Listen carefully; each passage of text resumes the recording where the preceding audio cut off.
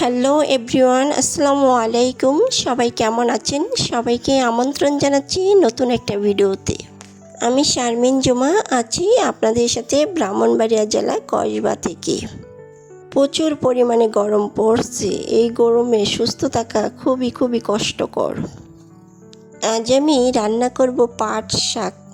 আমি অনেকগুলো পাট শাক নিয়েছি প্রথমেই।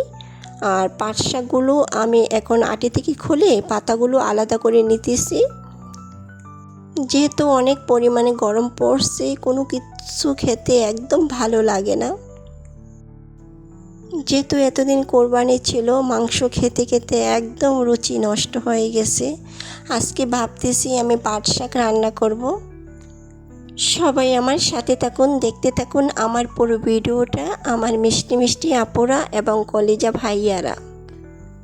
পাট শাকগুলো কিন্তু আমি ভালো করে একদম মুছে নিয়েছি যাতে বালি না থাকে।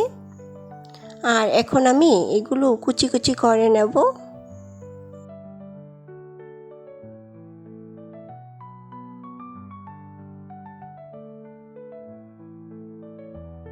পাট শাকগুলো আমার কাটা হয়ে গেছে, এখন আমি একটা প্লেটে নিয়ে নেব। এই পর্যায়ে আমি রান্নার জন্য চলে আসলাম।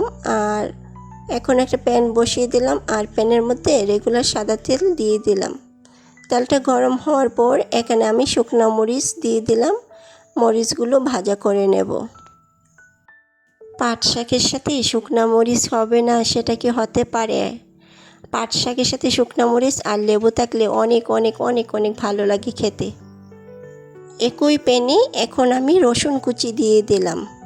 আর শাকের মধ্যে যখন আপনি রসুন কুচি বেশি দেবেন তখন খেতে কিন্তু অনেকটাই ভালো লাগে। এই পর্যায়ে আমি দিয়ে দেব শুকনো মরিচ, আমি কেটে নিয়েছিলাম। আর শুকনো মরিচটা দিলে ভালো একটি স্মেল আসবে, মানে শাকটা খেতে অনেকটা ভালো লাগবে। এখন দিয়ে দেব কেটে রাখা পাট শাক।